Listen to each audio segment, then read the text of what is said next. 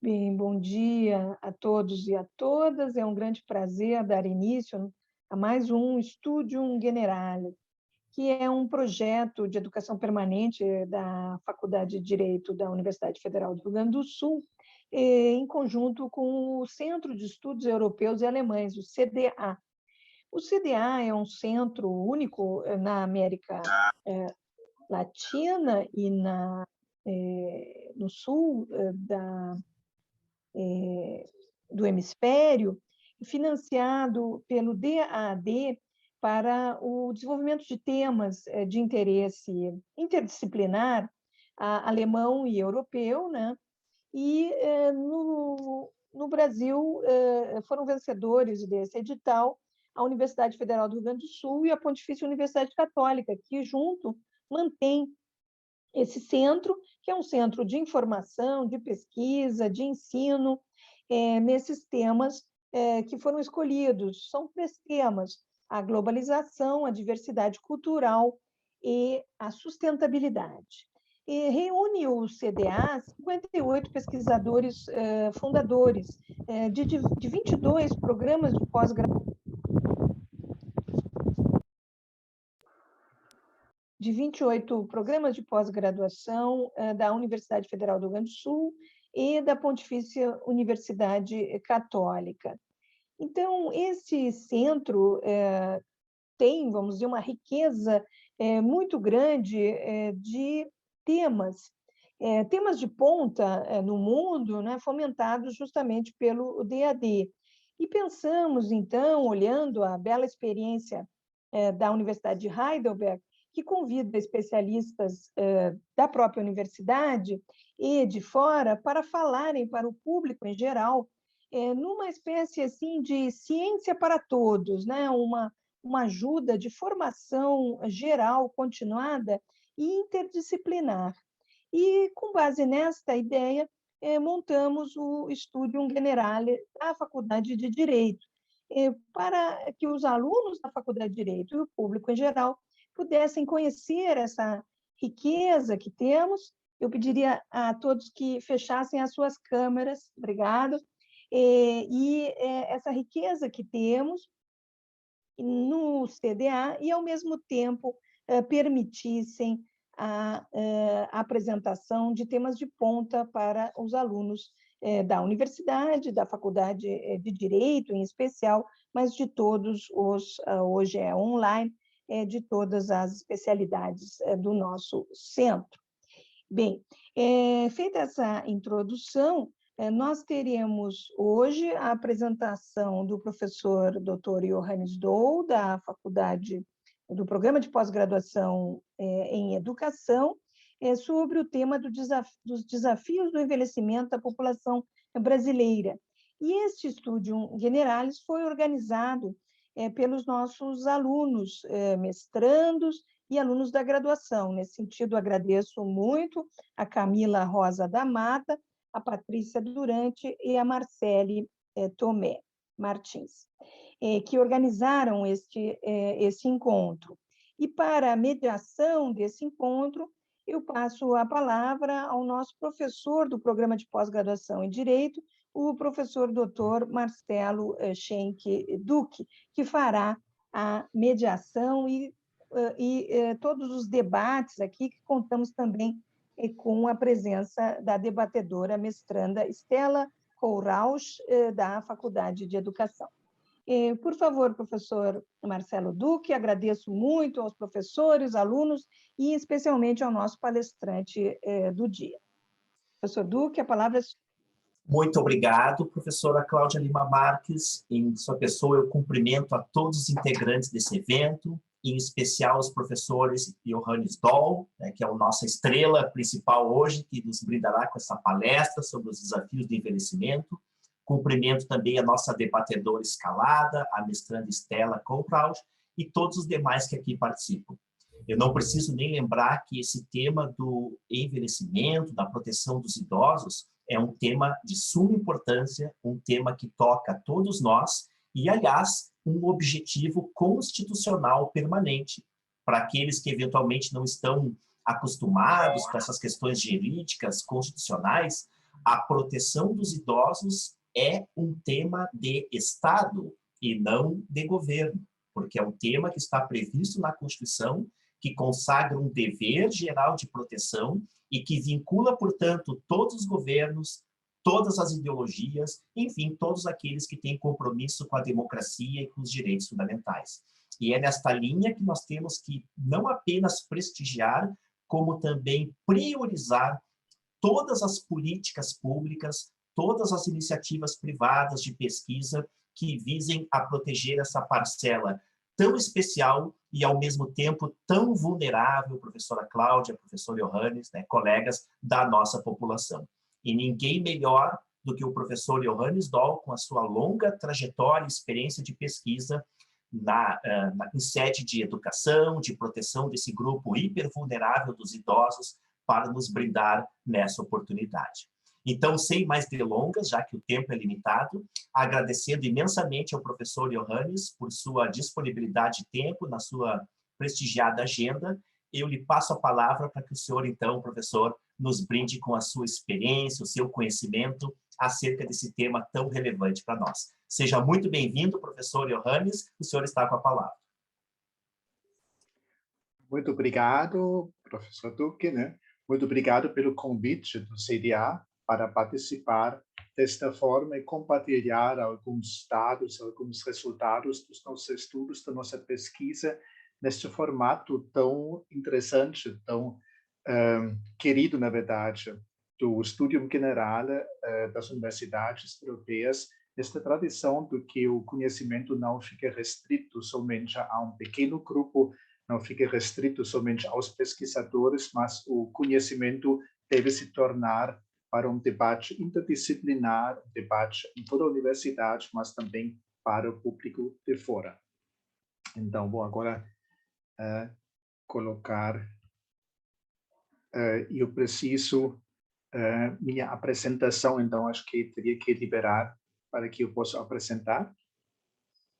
Acabei de liberar, professor. Pode tentar ali. Certo. Obrigado.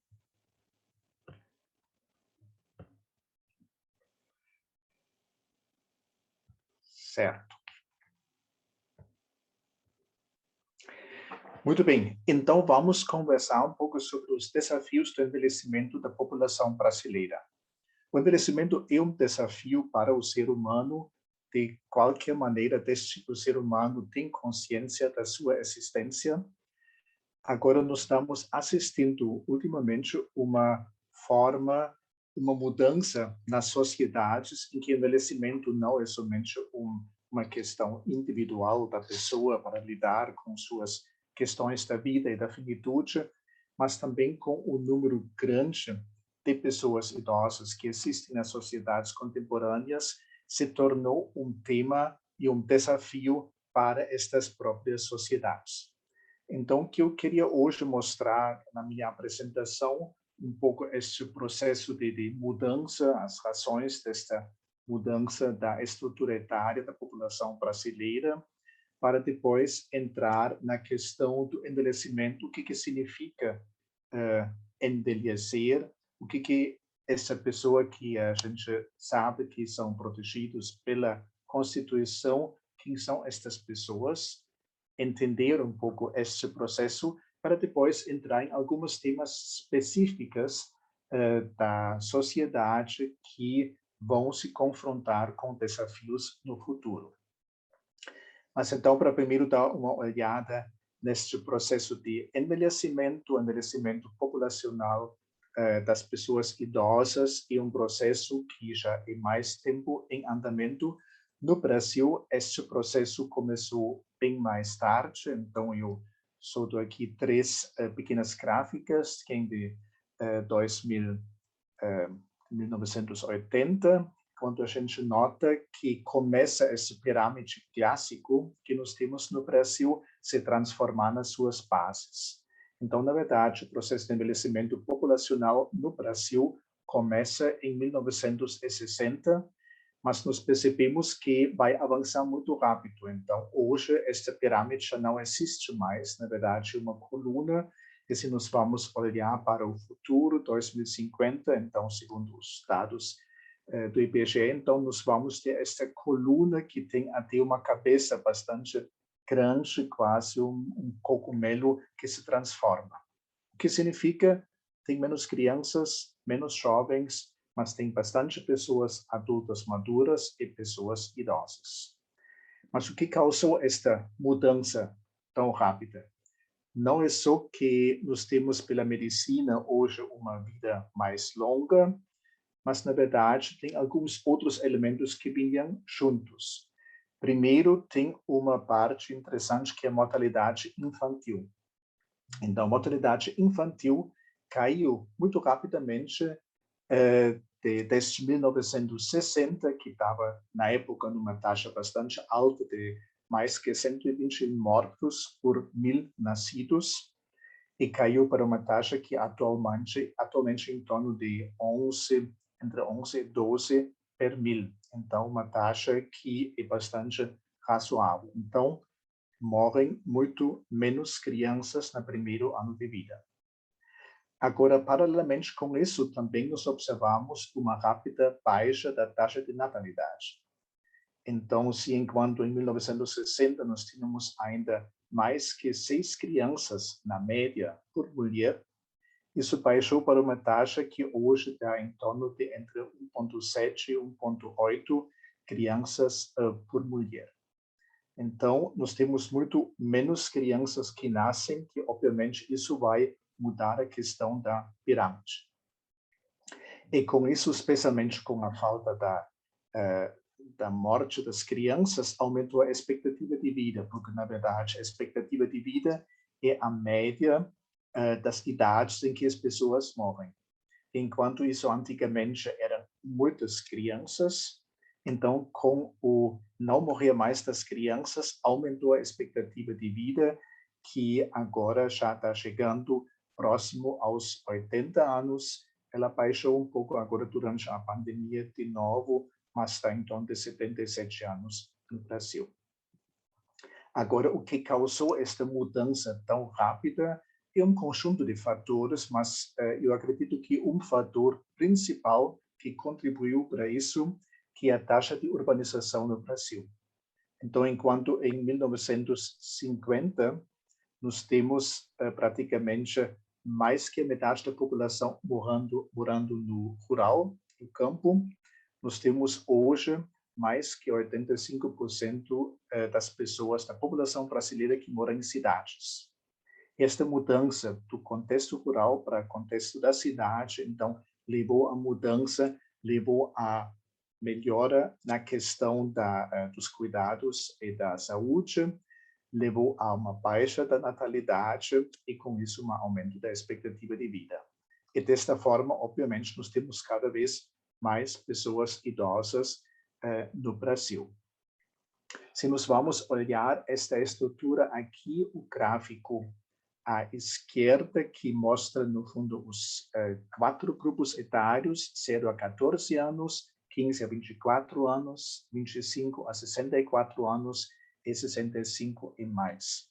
E a gente observa, então, que enquanto a faixa das crianças e dos jovens está baixando continuamente e vai continuar baixando, a taxa das pessoas adultas, e inclui também adultas maduras, no Brasil com 60 anos, pessoas são consideradas idosas, então está ainda um pouco aumentado, mas já está no ponto de inversão e vai diminuir rapidamente, enquanto as pessoas acima de 65 anos estão numa fase crescente, tem cada vez mais pessoas desta faixa etária. E aí, se nós vamos olhar para outro gráfico, nós vemos que as pessoas idosas no Brasil, então, com 60 anos, eles vão representar, até o final deste século, quase 40% da população, enquanto as pessoas com 80 anos, então, as pessoas muito idosas, vão chegar aos 15%, então, uma porcentagem muito grande. Então, nós temos no futuro mais pessoas acima de 80 anos do que nós temos hoje acima de 60 anos no Brasil. Agora, isso nos coloca a pergunta o que significa este envelhecimento das diferentes faixas etárias, das pessoas 60, 70, 80, 90, 100 anos. O que é envelhecer, afinal? Então, nós podemos ver que envelhecer, por um lado, bem biologicamente, significa que o nosso corpo está diminuindo sua capacidade de adaptação. E aí eu pego aqui gráfico dos pesquisadores Kalash e Kickbush, que mostra um pouco esse desenvolvimento da capacidade funcional, que é uma capacidade principal para conseguir viver de forma autônoma na nossa sociedade.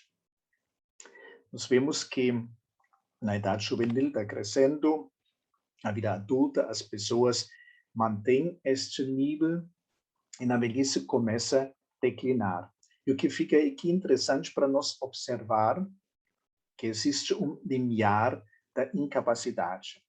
Quando a pessoa atinge esta parte, significa que ela não tem mais condições de viver sozinho de forma autônoma. A pessoa precisa ajuda, precisa apoio de outras pessoas, precisa de cuidado. E nós vemos que existe uma grande diferença. Dependendo das condições, tem pessoas que na velhice mantêm também a sua capacidade funcional, mesmo diminuindo um pouco em nível alto e muito longe da faixa de incapacidade. Enquanto outras pessoas, já na vida final da vida adulta, vão entrar nesta fase da incapacidade. Agora fica interessante para nós perguntar quais são os fatores que levam a esta grande diferença entre as pessoas. E aí, desta forma, eu queria destacar elemento que, para mim, é muito valioso. E aí, também eu sei a questão da classificação, a questão de ajudar os idosos é importante, mas sinto muito informar, o idoso não existe. Na verdade, nós estamos falando de grupo populacional que é o grupo mais heterogêneo que nós podemos imaginar. É muito mais heterogêneo do que todos os outros grupos faixas etárias. Qual é a heterogeneidade? Por um lado, é a idade. Nós chamamos uma pessoa com 60 anos de idoso, mas também a pessoa pode ter 70, 80, pode ter 100 anos, pode ter mais que 100 anos também idoso. Então, uma faixa etária que abrange mais que 40 anos. É uma faixa enorme. Tem pessoas que têm em condições de saúde muito diferentes. Tem pessoas que com 60 anos estão talvez quase no pique ainda da sua capacidade física, da sua saúde, e nós temos pessoas que são totalmente dependentes. Nós temos pessoas que vivem inserido em relações sociais, em redes sociais, e tem pessoas que estão solitários, que são sozinhos. Nós vemos pessoas com condições financeiras totalmente diferentes. Então, o que nós temos que dizer é grupo que é tão diferente que fica até difícil de determinar, de classificar. Vou depois mostrar uma forma como se pode, mesmo assim, pensar numa certa classificação. Agora, por que as pessoas são tão diferentes? No fundo, aqui existem dois processos, dois modelos que as pessoas possuem de se adaptar. A gente chama isso de plasticidade. Esta adaptação, por um lado, tem esta capacidade de manutenção das nossas forças, e aí as pessoas que ficam nesta curva lá em cima, que mantêm as capacidades cognitivas, as capacidades físicas, e aqui tem uma velha regra que se confirma sempre de novo. Em inglês fica jogo de palavras, use it or lose it, significa use ou perde. Então, na verdade, todas as capacidades nossas, tanto físicas quanto cognitivas, que a gente não está usando, tendem a diminuir. A gente sabe quando tem, não sei, quebrou a perna, ficou de cama durante 2 semanas. As 2 semanas já servem para ter dificuldades de se levantar e caminhar de novo. Então, a questão do uso constante é um aspecto muito importante, e aí também tem toda a possibilidade de treinamento, de melhorar as capacidades. E além desta forma de manutenção, nós temos uma capacidade de nos adaptar por selecionar. E aqui tem um modelo que lá na gerontologia é bastante bem conhecido, famoso, que foi proposto pelo casal Baltes, que se chama seleção, otimização e compensação. Então, ao envelhecendo, as pessoas podem fazer uma seleção. Eles buscam o que é mais adequado para mim.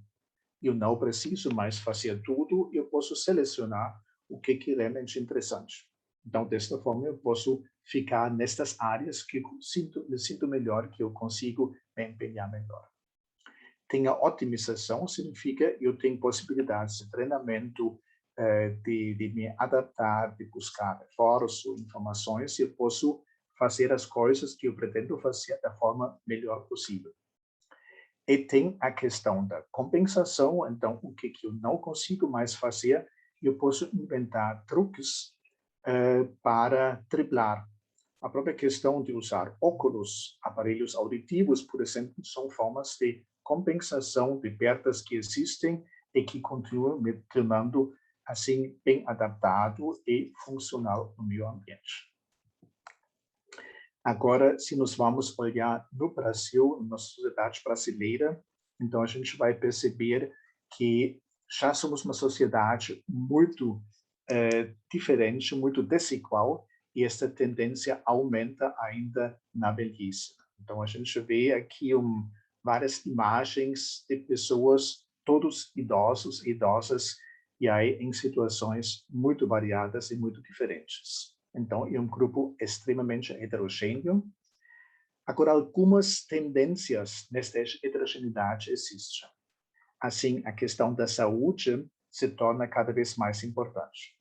Importante deixar claro, envelhecer não é doença, mas envelhecer aumenta o risco de adoecer. Isso significa, normalmente, eu tenho bastante reservas em tudo que eu faço. Se eu tenho esta reserva de reação, de força muscular, quando eu vou tropeçar, eu não caio. Agora, quando as reservas diminuem, então um pequeno evento como tropeçar pode levar a uma queda, que pode levar a uma fratura. Então, a gente vê como este limite de segurança diminui ao envelhecer, e aí pode chegar num nível que o risco, ataque de fora, vírus, bactérias, acidentes, então podem causar doenças. As relações sociais, também a velhice não significa automaticamente solidão, mas o fato é que, através das condições de vida, em geral, tendem a diminuir os contatos sociais, especialmente para os homens, especialmente em relação ao contexto do trabalho. Nós temos no Brasil também uma outra condição que perpassa o grupo das pessoas idosas e que mostra como o envelhecimento também é inserido num contexto histórico. Quando as pessoas que hoje são idosos, muito idosos, foram para a escola, muitas vezes tinham dificuldade. Lembrando, naquela época, tinha mais que 50 pessoas que estavam vivendo no campo. O campo era mais difícil para ir para a escola, especialmente para mulheres.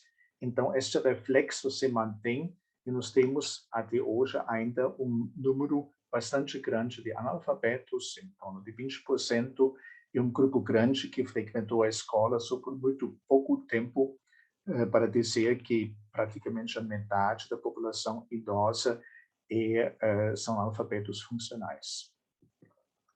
E a situação financeira também um aspecto que varia muito entre as pessoas. Agora aqui tem que destacar um aspecto que a Constituição de 88 foi, nesse sentido, um elemento muito bom, não só por defender os direitos da pessoa idosa, mas especialmente pela nova estrutura, pelas aposentadorias e pela fixação do mínimo a um salário mínimo.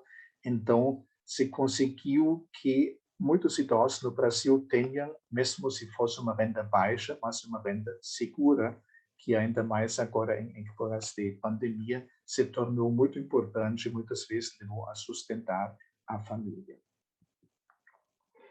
Agora, se nós vamos olhar, eu falei que a velhice é uma faixa muito grande de idades, e aí podemos dividir um pouquinho, claro que tem graus no meio, mas dividir entre terceira e entre quarta idade. Como é que está esta questão? A terceira idade, em geral, às vezes também chamados de idosos jovens, é uma fase que se mantém as capacidades cognitivas, que tem experiência, serenidade, muitas vezes, especialmente para as mulheres, tem um espaço de liberdade tardia que não se tinha antes. Então, um pouco o lado bom da velhice. E aqui também as melhores condições de vida hoje levaram isso adiante, que se fala muitas vezes, as pessoas com 60 anos são como antigamente eram as pessoas de 40 anos. Então, tem mais condições, conseguem aproveitar. Agora, isso pode avançar, isso não tem uma idade fixa, por isso a dificuldade de regular, isso depende muito das condições de vida, mas aí vem, depois da terceira idade, uma quarta idade. E a quarta idade, então, ela é marcada por um aumento de perdas com uma diminuição das capacidades de adaptação, as doenças crônicas aumentam, muitos idosos percebem agora perdas em relação à saúde, a capacidade de se adaptar a novas situações diminui, nós observamos altos níveis de fragilidade, multimorbilidade, né? Então, a gente tem aqui o espaço, vamos dizer, triste do envelhecimento, e se nós vamos falar das pessoas vulneráveis e muito vulneráveis, aqui na quarta idade, então, encontramos este grupo que sim, que precisa de um cuidado, que precisa de uma proteção especial, porque pela sua situação de saúde, pela sua situação também de cognição, muitas vezes não conseguem mais administrar seus espaços com autonomia. Então, se nós vamos olhar para envelhecer, o que significa, na verdade, é contraditório. Não tem uma coisa muito clara. Envelhecer significa, por um lado, continuidade. As pessoas que envelhecem são as mesmas pessoas como eram antes, mas também tem mudanças. Então, tem continuidade e mudança. As pessoas podem ser ativas e muitas vezes se mantêm a atividade para também treinar suas capacidades, mas também tem desengajamento, tem perdas, tem formas que a gente começa a retirar. Tem perdas e ganhos. Então, no fundo, esse envelhecer, o próprio grupo das pessoas idosas é um grupo muito contraditório que torna difícil captar o específico deste grupo até quando se pensa em relação a proteger este grupo. Agora, para nós também fica interessante, até para nós mesmos, quais são os fatores que influenciam este envelhecimento. E aqui são vários fatores. Nós temos uma base genética, então a gente sabe que em famílias onde tem muitos longevos, especialmente entre as mulheres, a tendência também se mantém essa longevidade, né? O que tem muito a ver é a biografia das pessoas. Então, nos estudos, principalmente longitudinais, da gerontologia, aprendemos que a questão, o que acontece na infância, na juventude, a escolaridade, durante a profissão, tudo isso traz marcas e traz elementos que podem ajudar no processo de envelhecimento ou dificultar o processo de envelhecimento. Então, a biografia da pessoa é um elemento importante para pensar. Nós temos os fatores psicológicos, quer dizer, de que forma a pessoa lida com os desafios que enfrenta. E nós temos uma parte que eu queria destacar um pouco mais, que é o espaço social. Então, esse espaço social que influencia a biografia, que influencia os fatores psicológicos, que dá espaços, possibilidades para a pessoa envelhecer bem ou mal. Então, quais são os desafios deste processo de envelhecimento para a sociedade? A gente tinha visto a biografia, isso significa a sociedade tem que pensar em prevenção, então tem que pensar de introduzir o tema do envelhecimento na escola. Tem perdas e fragilidades que exigem uma proteção e um cuidado especial. Agora tem um espaço social sobre isso que eu queria me aprofundar um pouquinho ainda, que significa nós temos que reestruturar, nós temos que repensar a nossa própria sociedade para que seja uma sociedade adequada à nossa estrutura etária que está se desenvolvendo. Eu queria destacar aqui para 4 elementos: o elemento do trabalho, a questão do lazer, a questão do consumo, da silver economy, da economia de longevidade, e também da formação profissional. Então, espaço social que precisa uma certa reestruturação. Esses espaços sociais eles são muito importantes para a participação social, mas também para o desenvolvimento individual. Então, o ambiente em que eu vivo possibilita eu sair ou não sair, eu curtir o meu ambiente ou não querer sair de casa, eu ser atropelado na faixa de segurança ou de poder caminhar de forma tranquila nos espaços. Então, esses elementos, esses espaços que são a escola, as instituições públicas, local de trabalho, os ambientes das moradias, as ruas, as praças, tudo isso tem que ser pensado de que forma vamos tornar isso possível para pessoas idosas poderem viver bem e tranquilo com esses espaços. Ao trabalho. Na verdade, o mercado de trabalho ainda não realizou muito que o Brasil está envelhecendo. Mas se nós vamos olhar o primeiro gráfico, a gente vê que o número de crianças e jovens está diminuindo constantemente e as pessoas idosas estão aumentando. Então, significa que isso vai ter reflexo no mercado de trabalho e o segundo gráfico já mostra isso claramente. Então, durante um período, aqui são 7 a 8 anos, desde 2012, a gente observa que as pessoas com mais de 60 anos que são ocupadas aumentou constantemente. Então, significa cada vez mais as pessoas idosas permanecem no mercado de trabalho. Aqui também tem diferentes razões, seja que as pessoas gostam do seu trabalho, se realizam do seu trabalho, seja que precisam do dinheiro, seja que querem sair de casa. Então, tem várias razões para isso. Agora, isso também leva a mudanças do próprio espaço de trabalho. Então, nós vamos, de repente, ter espaços que têm relações intergeracionais de pessoas que um poderia ser não só o pai, mas talvez o avô do outro, e eles têm que trabalhar juntos. Estas relações no espaço de trabalho, como uma tese de doutorado recém-defendido na nossa faculdade mostra, ela traz, por um lado, tensões. Porque entre os jovens, entre os mais velhos, existem estereótipos que classificam e desclassificam os outros grupos, outras faixas etárias, e tem que lidar com esses preconceitos que existem, né? Mas, ao mesmo tempo, esta diferença também são chances de aprendizagens mútuas, porque jovens e mais velhos são diferentes na sua forma de trabalho, nas suas reações. E se isso é bem usado, isso dá um avanço na própria produtividade, isso ajuda a desenvolver o clima do trabalho, e se isso é mal usado, isso leva a briga, a dificuldades no ambiente de trabalho. Também significa que nós temos que pensar sobre a atuação profissional dos trabalhadores mais velhos, que muitas vezes eles nem são chamados, são excluídos de processos de atualização, porque acham que o idoso não se interessa para isso, e assim eles começaram a ficar excluídos mesmo no mercado. E também tem que pensar sobre a possibilidade de adequar o espaço de trabalho. Alguns trabalhos ficam mais difíceis para pessoas idosas, especialmente quando tem pressão de tempo, quando tem que fazer muito rapidamente coisas, que aí surgem certas limitações. Mas em outros espaços que precisam mais experiência, mais uma visão geral, as pessoas com mais idade, muitas vezes, têm muito mais, um empenho muito melhor do que os jovens. Então, isso significa que tem que pensar como estruturar os espaços adequados para as diferentes faixas etárias.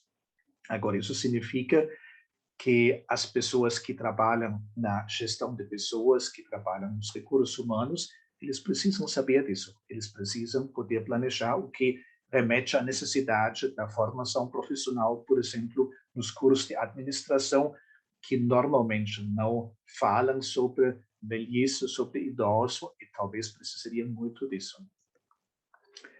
Uma outra parte é o campo do lazer.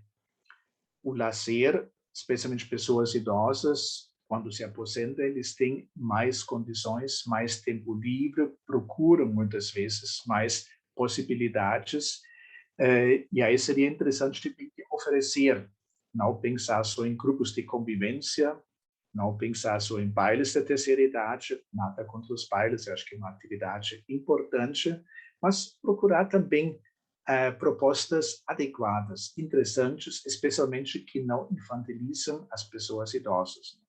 E que isso é possível, eu só queria mostrar aqui 3 pequenos exemplos da nossa universidade.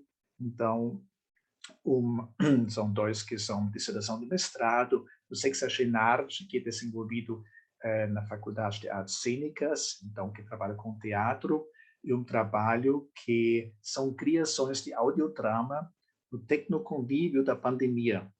Histórias de pessoas idosas com e sem deficiência visual, que vão então aqui junto elaborar estas histórias, esses audiodramas, que vão ser apresentadas, que estão acessíveis lá também na internet, e mostram um potencial enorme, porque isso dá para pessoas, especialmente como trabalha aqui um profissional excelente que trabalha com os recursos do teatro, consegue animar, consegue dar vida à vida destas pessoas idosas. Uma outra forma nesta parte, agora mais da educação da informática, um curso à distância para aprender a fazer um filme em stop motion para idosos. Também um elemento muito interessante, uma atividade que provoca buscas de informações, elaboração de cenários, lidar sobre direitos autorais na internet. Então, também alguma coisa séria que produz um aspecto interessante e fornece aqui uma possibilidade de atividade de lazer para pessoas idosas. Ou a questão de um conjunto instrumental amador que integra jovens, adultos e idosos. Então, a gente vê que tem potencial, tem possibilidades, e isso teria que ser aumentado. Aqui, de novo, nos remete. Então, significa, nós temos que falar sobre envelhecimento também no curso de teatro, na faculdade de educação, na faculdade de música.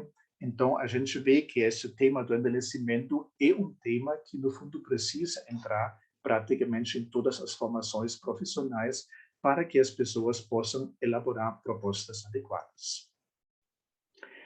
Aqui vamos entrar numa parte de consumo. As pessoas idosas como consumidores, eles, obviamente, um grupo grande assim, eles têm suas necessidades, eles têm necessidades específicas, então o mercado vai ter que se atender a estas necessidades, desenvolver produtos adequados, surgem novos serviços, a questão do cuidado, por exemplo, a gente viu o grupo das pessoas acima de 80 anos que a gente sabe que nos últimos 1 a 2 anos de vida as pessoas na média precisam o cuidado externo porque não conseguem mais administrar sozinho.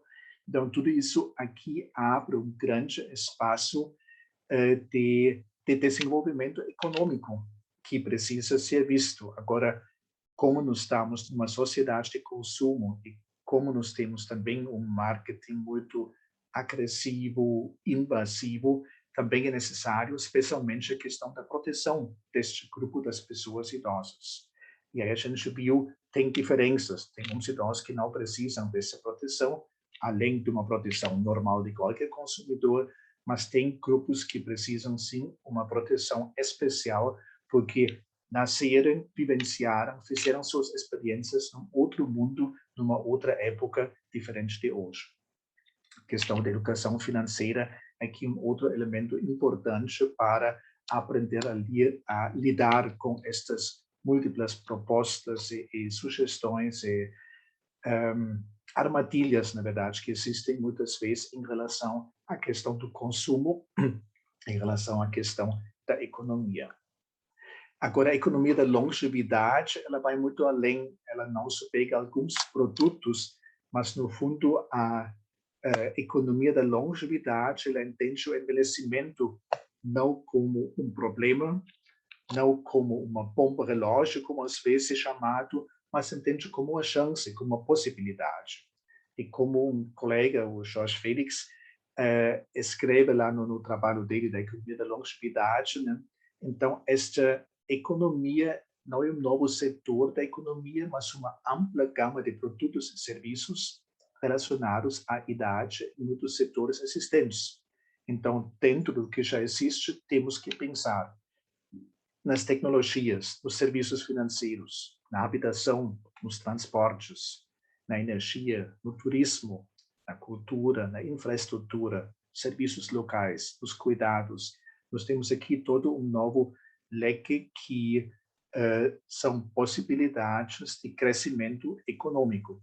Agora, isso não acontece automaticamente. Isso também seria um papel do Estado, principalmente através de uma política econômica ativa, não só restritiva, não só cortando, mas uma ativa que aponta, por exemplo, a questão do envelhecimento ativo no Brasil, que é considerado uma questão de saúde. Então, manter as pessoas ativas é uma questão, e ajudar no desenvolvimento de projetos assim, tem esses reflexos na própria área da saúde.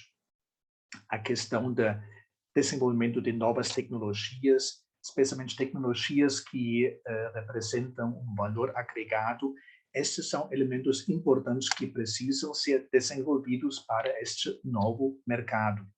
Só que esses desenvolvimentos, em geral, não acontecem por conta própria. Então, tem que ser estimulados, e tem todo um campo novo da gerontecnologia que pensa exatamente este conjunto entre engenheiros, entre gerontólogos, entre designers, sobre esta possibilidade de adequar produtos para o bem-estar, para melhor viver das pessoas idosas.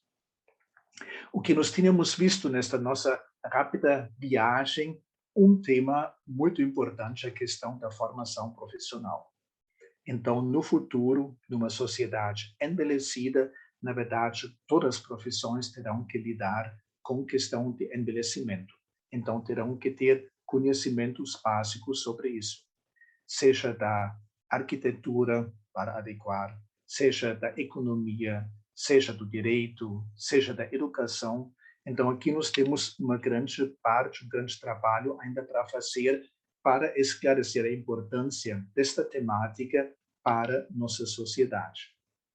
Então, se nós vamos olhar esses desafios que nós temos para a sociedade, também tocam um pouco para as pessoas idosas. Então, para concluir aqui alguns aspectos, pessoas idosas têm que aprender a viver num mundo que é marcado pela mudança.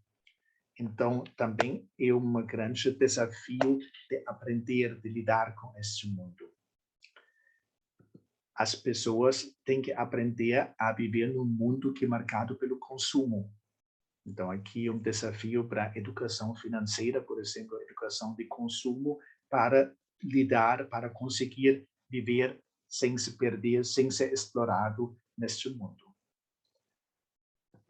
E tem que aprender a viver com seus próprios processos de envelhecimento, com as questões de ameaças à saúde, à solidão. Então, tem um outro aspecto importante que as pessoas precisam enfrentar ao processo de envelhecimento.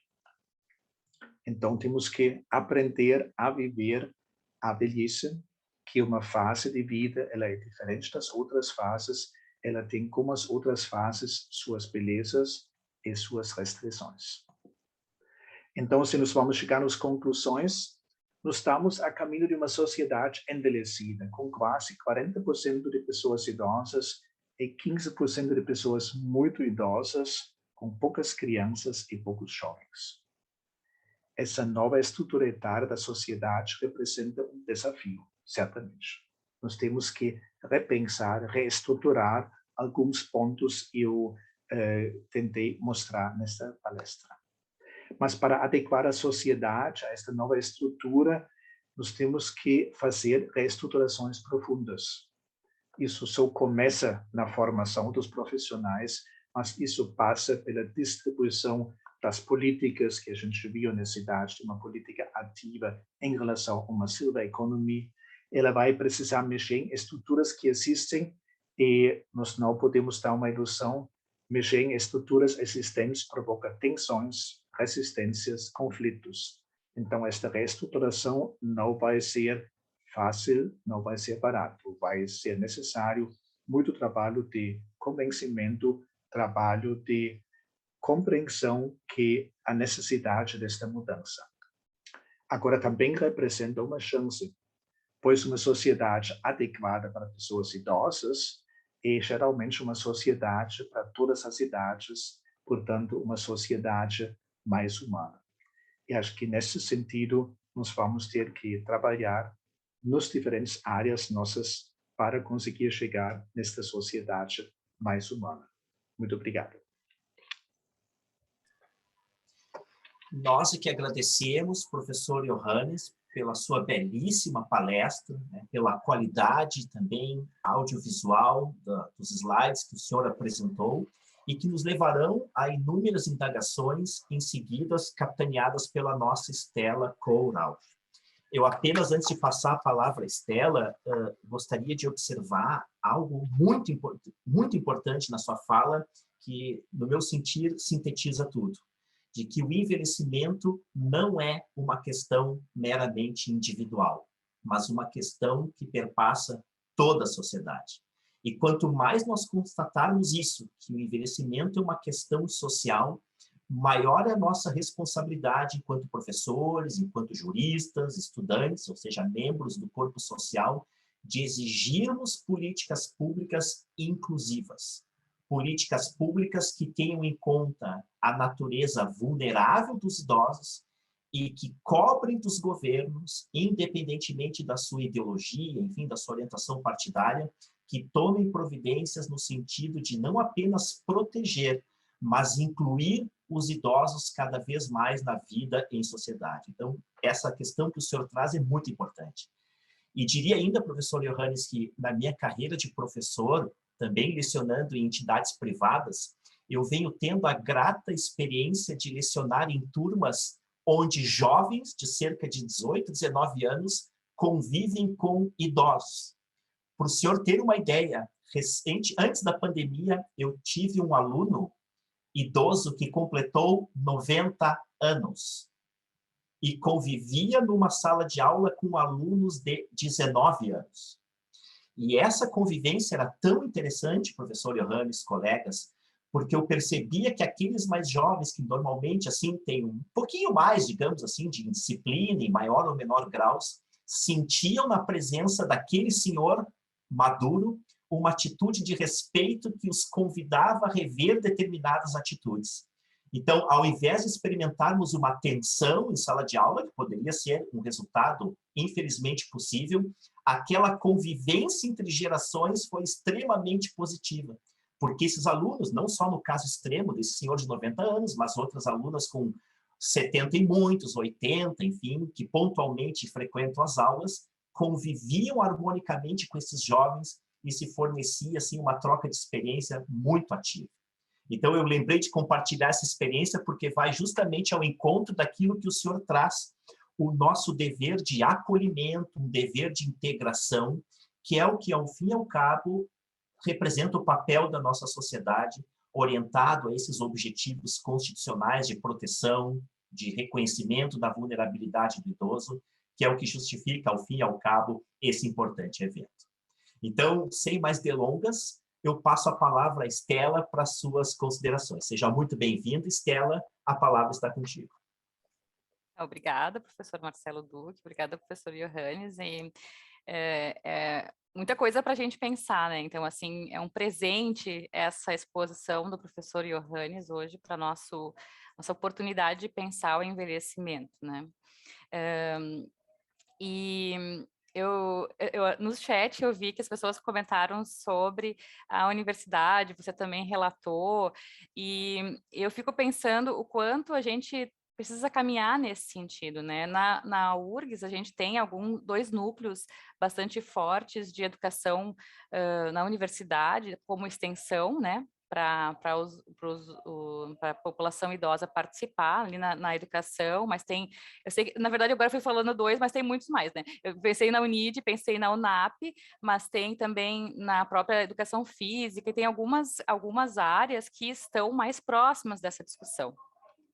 E nesse sentido, eu fico pensando o quanto a gente precisa aproximar as áreas por esse desafio não ser individual, como o professor Marcelo falou. Então, professor, assim, como você vê esse contato, como fortalecer esse contato multidisciplinar para, então, a gente pensar esse envelhecimento, né? Num primeiro momento, enquanto passa o carro de picolé aqui da rua, se você puder falar sobre esse assunto.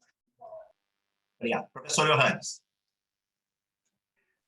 Muito bem. Eu acho que é um desafio grande, como também a inserção da própria temática do envelhecimento nos currículos, né? Que a gente sabe, a dificuldade, hoje está tudo apertado, tudo está fechado já, né? Então fica mais complicado.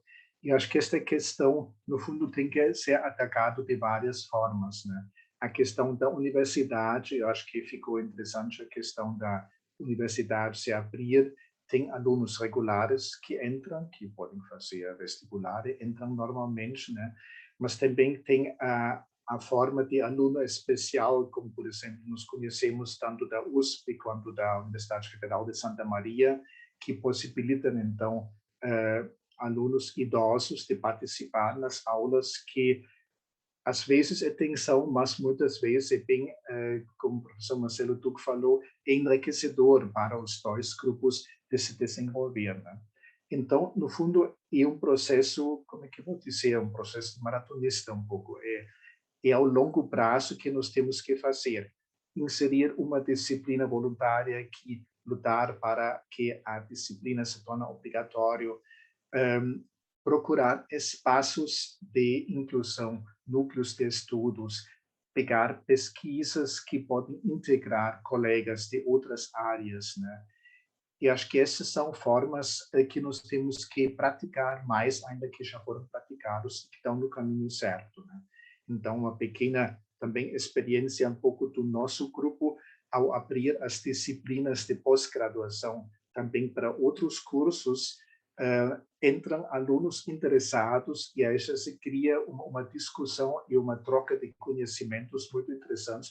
E esses alunos, em geral, são os mensageiros, né? Então, pensando como aluno da administração, que fez muito tempo atrás comigo uma disciplina que depois ficou com esta parte de estudo, hoje é professora, né? Então, acho que é uma forma que, aos poucos, tipo trabalho de formiga, nós temos que disseminar esta ideia de, sim, estamos numa sociedade envelhecida e nós temos que pensar como adequar. E acho que é importante também que temos que mostrar que esta adequação é, na verdade, de bem para todos. Primeiro, porque todos nós vamos ser velhos, se a gente vai chegar lá.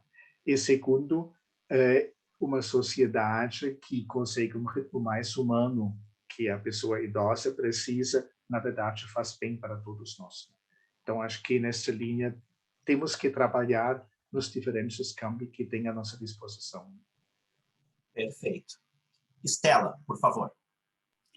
Eu estava pensando, né, a gente falou das universidades, e quando a gente pensa em universidades, a gente pensa na urbanização, porque as comunidades rurais, elas não têm acesso ao que muitas vezes nós discutimos. Por exemplo, muito do que foi apresentado aqui está ligado a questões de acesso mesmo, né? Então, as dificuldades, tanto financeiras quanto de ambiente, elas influenciam bastante nisso. Então, como fazer as pessoas que estão em comunidades rurais ou que têm uma dificuldade de acesso mesmo por questões financeiras ou sociais, serem atingidas por essas políticas. A gente tem um estatuto muito bom em relação ao idoso, né, com vários direitos garantidos, mas, ao mesmo tempo, isso fica restrito a um grupo e sim, existe um movimento bastante grande, né, das prefeituras. Eu sei que na cidade onde eu moro, Sapiranga, isso é bem ativo dentro da assistência social, mas a gente ainda percebe que comunidades rurais têm uma certa dificuldade. Eu estava me lembrando de uma palestra que eu assisti ano passado com uma pesquisadora colombiana, né, Ângela Maria Jaramillo. Então, ela comentou que, por exemplo, lá na Colômbia não tem a questão da aposentadoria garantida para todo mundo. Então, de cada 10 idosos, 8 não recebem aposentadoria. Então, o que a gente faz com essas pessoas que não recebem aposentadoria, né? No caso lá, como mudou a reforma da Previdência, o que aconteceu foi que muitos idosos acabaram se suicidando, porque não tinha mais o apoio familiar. E a gente, no Brasil, a gente tem o idoso, então, como uma garantia, como ele é o Estado, a família e o próprio indivíduo, né? Não é só o Estado que é responsável pelo idoso, mas também não é só a família. E aí, nesse sentido, também eu fico pensando, professor, como fortalecer esses laços de solidariedade para construir, então, essa sociedade mais humanizada que todos nós gostaríamos de viver.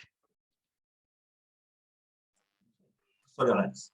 Muito bem. Eu acho que essa questão da aposentadoria, especialmente da aposentadoria rural, foi, para mim, assim, ao analisando as mudanças que nós tivemos na Constituição de 88, dos grandes avanços, porque, no fundo, se inseriu uma aposentadoria não contributiva para pessoas idosas do campo, com uma idade um pouco diminuída, especialmente também para mulheres.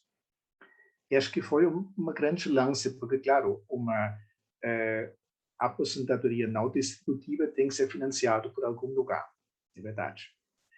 Mas esse dinheiro que foi investido aqui ajudou muitas pessoas idosas não sobreviverem, mas nós sabemos que muitas cidades do interior vivem desse dinheiro da aposentadoria.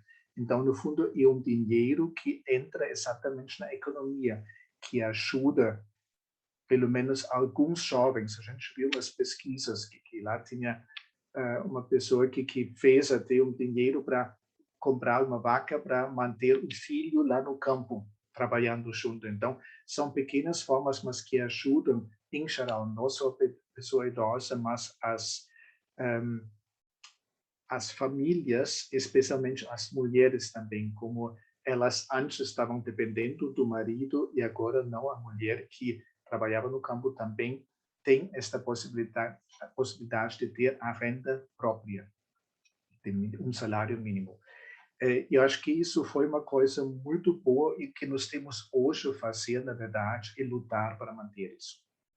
O problema hoje a gente vê que nesta tendência para um Estado minimalista e cortar, achar que todo o dinheiro que ajuda as pessoas e cortar. E, na verdade, isso na contramão da história. Em outros países se discute muito mais de garantir uma renda fundamental não contributiva para as pessoas. Então, no fundo, de saber, não adianta esse dinheiro, esse salário mínimo que vou economizar, ele custa muito mais em questões de saúde, ele custa muito mais em ajudar na estrutura, em serviço social. Então, na verdade, salário mínimo de aposentadoria muito bem investida para manter a qualidade das pessoas no campo. E acho que nós temos que lutar, no momento estamos mais na fase para lutar de manter esses benefícios, e aí, bem como tu colocaste, Estela, na verdade, essa é uma vantagem, a gente sempre fala mal lá do Brasil, dificuldade das rendas, mas, na verdade, na América Latina, esta estrutura de renda, de aposentadoria para os idosos é uma das melhores que existem. Eu acho que nós temos que lutar para manter isso, porque isso sim é uma forma de manter uma certa dignidade ao envelhecer. Aqui, professor Iohannis, Estela, no chat, chegam algumas questões interessantes, né, como preocupações acerca da última reforma, provavelmente se refere à reforma da Previdência, em 2019, observações quanto à necessidade de fortalecimento do sistema único de saúde. E eu me lembrei também de colocar uma questão para vocês, que é a seguinte: o professor Iohannis demonstrou muito bem que existe até mesmo uma dificuldade em delimitar o que é idoso. Ele falava, o idoso não existe, porque a partir de um critério legal, 60 anos, não há limites, né? Uma pessoa pode viver mais de 100 anos e assim por diante. Mas, apesar de existir uma parcela muito grande de idosos na nossa sociedade, pelo fato deles estarem pulverizados, eles não têm uma capacidade associativa mínima. no sentido até mesmo da escolha dos seus representantes políticos. E isso faz com que se gere um paradoxo. Apesar de muito grande em números, muitas vezes eles não são devidamente representados no que toca aos seus melhores interesses, como reformas previdenciárias, fortalecimento de questões de saúde, assim por diante. De modo que nós poderíamos pensar também em alternativas para investir nessa capacidade associativa de idosos, né, poderem escolher melhor os representantes que protejam os seus interesses, etc. Porque quando sempre pulverizados ao extremo, eles, apesar de maiores em número, se tornam extremamente vulneráveis no que tange a tutela dos seus interesses. Stella. Perdão, professor Johannes, por favor. Não, eu concordo plenamente. Eu acho que esta forma é bem importante. Como aqui eu vi no chat, alguém colocou também que quarta idade são 80 anos. Sim e não. No fundo, nós temos esta dificuldade na estruturação, porque na parte legal eu tenho que ter uma marca, um marcador que vai dizer, vale isso aqui, né? Só que no envelhecimento, como a gente viu, isso varia muito, né? Por isso, tem, às vezes, pessoas com 65 anos que já são na quarta idade, enquanto tem outros com 85 anos que não estão ainda, né? E esta variabilidade que existe, nós temos que pensar com isso, né? Agora, em relação à questão da representação política, no fundo, uma vez aconteceu, na luta pelos 147%, lá nos anos 90, e aí foi uma vez que os aposentados sim foram para a rua, e aí, no fundo, foi, para muitos brasileiros, até a surpresa, mas nós temos pessoas idosas aqui no Brasil, né? Então, aqui se foi. De repente, nós vamos ter que voltar com as pessoas idosas, ir para a rua para se manifestar. Eu acho que a questão, no fundo, claro, é uma discussão muito política também, que vai dizer como é que vamos estruturar a sociedade, né? Esta questão do Estado mínimo, que no fundo se retira, ele tem exatamente a questão, ele vai deixar as pessoas idosas vulneráveis e vai aqui, no fundo, criar muito mais problema do que acha que vai resolver, né? Por isso, a questão econômica, ela é bem ampla, assim, não adianta só dizer, não, nós temos um déficit de tantos milhões. Tá, nós temos déficit de muitas outras coisas também, né? Então, a gente tem que realmente olhar muito mais numa macroeconomia, até que ponto de investir em uma renda para pessoas idosas não ajuda muito mais para não só ajudar as pessoas, mas para o equilíbrio social das pessoas, para o equilíbrio das pessoas que conseguem comprar coisas e, com isso, estimular a própria economia. Então, um pouco nessa perspectiva que o Jorge Félix coloca, entender o envelhecimento, esse dinheiro que se paga, como um investimento, como uma questão de animar a economia. Eu acho que aqui seria uma perspectiva interessante. Eu vi até na discussão agora com a Lei 14.181, que, no fundo, essas questões econômicas, elas podem ser vistas de forma muito maior, que ajudem as pessoas também a viver. Sem dúvida. Excelente. Professora Cláudia, a senhora gostaria de alguma manifestação nesse momento? Eu queria agradecer muitíssimo essa belíssima palestra e justamente relembrar, não é, que a figura do assédio de consumo, que entrou na lei, agora no Código de Defesa do Consumidor, atualizado pela Lei 14.181, foi muito pensada na proteção dos idosos e, vamos dizer, no caminho que foi aberto pelo Estatuto do Idoso, né, que é de 2013, e realmente uma das leis mais utilizadas na prática, né, pelos magistrados. Tanto que há prioridades processuais que vieram nas novas leis, o Código de Processo Civil de 2015, não é? E agora nesse crescendo em relação ao superendividamento e, sem dúvida, essa fragilidade, número de fraudes, inclusive, né, que os idosos acabam sofrendo, né, ao ser assediados por práticas muito irresponsáveis, muito agressivas, e que se aproveitam, vamos dizer, dessas fragilidades, né, para enganar, enfim, os idosos. Então, é só dizer que essa intersecção entre a ciência, né, da gerontologia e o direito está cada vez mais importante. Perfeito. E nós agradecemos, professora Cláudia, todo o seu esforço, né, na redação, e não só na redação, mas na tramitação desse projeto que virou lei agora e que é muito importante para nós. Isso tem que sempre ficar registrado. Bom, o nosso limite de tempo é mais ou menos 12h15, conforme a combinação. Eu perguntaria se algum ou algumas dos participantes gostariam de colocar alguma questão ao professor Johannes nesse ínterim, ainda temos minutinhos, e eu passaria então a palavra à Estela para mais considerações da condição de debatedora, então, nessa etapa final. Enquanto o pessoal escreve ali as suas dúvidas, porque eu acho que todo mundo está com bastante ideia na cabeça, né?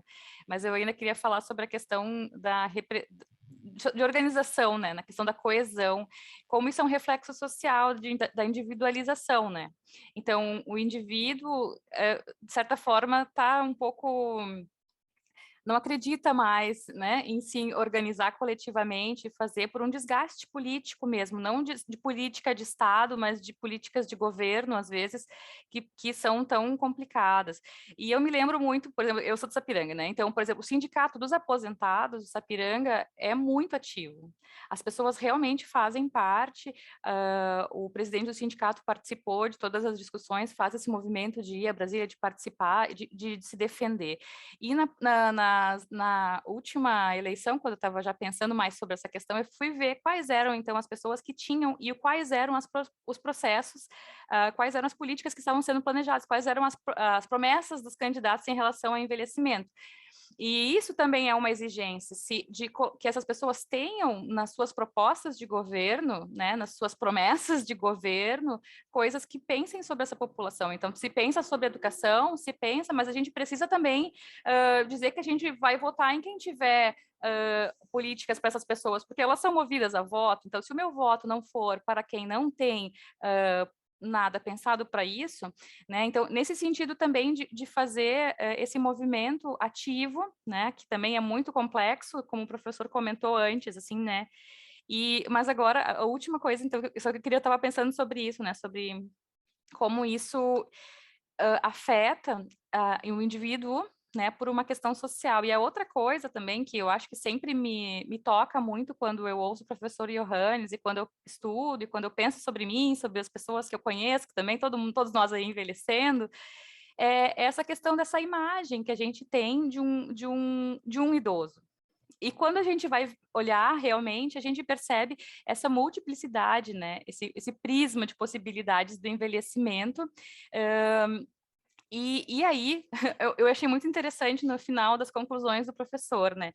Aprender a viver em um mundo, aprender a aprender. O que a gente precisa fazer na nossa vida, seja como idoso, seja como não idoso, é aprender. Então, esse espaço aqui é muito importante, tanto para a gente pensar e aprender sobre o próprio e se preparar para o nosso próprio processo de envelhecimento, quanto para pensar essas políticas. Então, assim, nessa minha fala, eu quero agradecer muito o CDA por esse espaço tão importante de construção de conhecimento, porque é isso que a gente precisa como indivíduo, como sociedade, estar aberto ao debate, aprender e ter a oportunidade, então, de pessoas que tenham uma trajetória tão significativa quanto o Johannes, quanto vocês, né? A gente aprender e construir esse mundo que a gente quer, onde todo mundo consiga viver melhor, né? Então, eu agradeço e agradeço, porque é isso que eu tenho para falar hoje. Muito obrigada.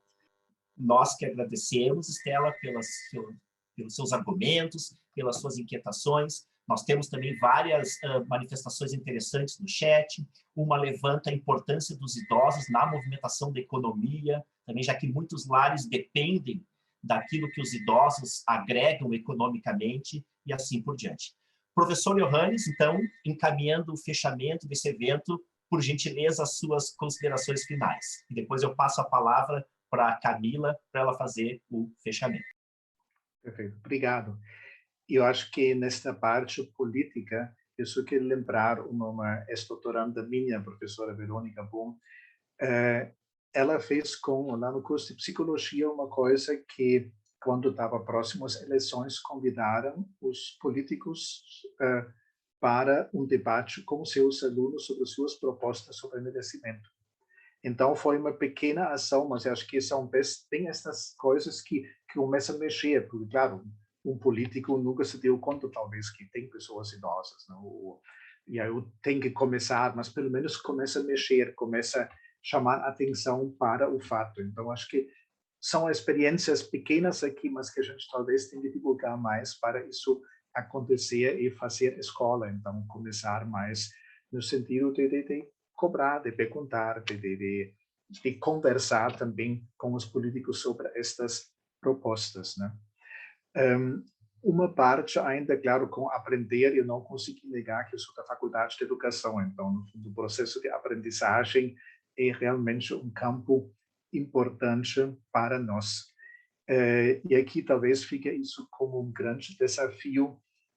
Um grande pesquisador lá, o já falecido, o Peter Chaves, ele mostra que as pessoas adultas aprendem, em geral, quando tem um hiato entre sua percepção e suas capacidades de ação e a realidade. Então, quando um pequeno incômodo, na verdade, eu não mudo nada, eu vou continuar. Mas quando a fricção fica tão grande, tão incomodante, eu tenho que fazer alguma coisa, né? E acho que essa imagem da tensão que é necessário para alguma coisa se mexer, acho que bem isso que nós estamos no momento. E nesse sentido, as tensões que estão surgindo para discutir a questão da aposentadoria, ser contrário contra as propostas novas, lutar para as novas formas, estas tensões a gente não deve entender como uma coisa ruim ou negativa, mas muito mais como um elemento-chave no processo de adequar nossa sociedade para condições que sejam realmente mais humanas.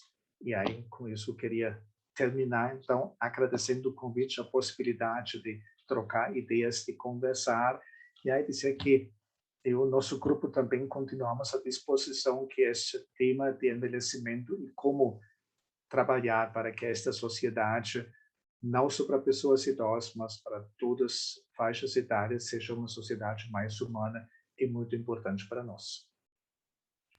Obrigado. Muito obrigado, professor Johannes. Nós que agradecemos. Então, conforme anunciado, eu passo a palavra a Camila agora para fazer o agradecimento final, apenas lembrando que para aqueles que desejam o certificado de participação no evento, por favor, sigam as instruções ali no chat, é só preencher o formulário eletrônico que as meninas da organização disponibilizaram. Então, Camila, por gentileza, você está com a palavra para fazer os agradecimentos finais e o encerramento do nosso evento. Por favor. Para finalizarmos, eu gostaria de agradecer, em nome dos discentes, ao professor Johannes Doll, mestranda Estela Kohlrausch, bem como o professor Dr. Marcelo Duque, a professora Cláudia Lima Marques. Nós fomos realmente presenteados com uma manhã riquíssima de aprendizado e reflexões nesse tema tão importante que é a questão dos desafios do envelhecimento da população. Essa alteração do perfil demográfico brasileiro que vem se consolidando e que torna necessário, como bem colocou o professor Johannes, que efetivamente examinemos as diferentes consequências sociais, né, no plano individual, familiar e coletivo, que decorrem do fato de haver um número cada vez maior de pessoas idosas, né? Uma nova conformação que exige, com certeza, que se repense as estruturas de serviços de saúde para que se possa proteger e atender adequadamente nas suas necessidades esse grupo que é heterogêneo e cada vez maior. Muito obrigada. É isso aí. Professora Cláudia, a senhora gostaria de uma manifestação final? Não somente agradecer a todos e convidar para as próximas reflexões do Studium Generalis, normalmente de 15 em 15 dias, um dos nossos grandes pesquisadores se apresenta aqui para mostrar a riqueza das ciências humanas, não é? Esse centro é para o fortalecimento das ciências humanas e da interdisciplinaridade. Então, muito obrigada, foi uma manhã muito rica. Um abraço. Maravilha. Então, um abraço a todos, fiquem todos muito bem, saudáveis, uma ótima tarde e até a próxima edição do nosso Studium Generalis. Tchau, tchau.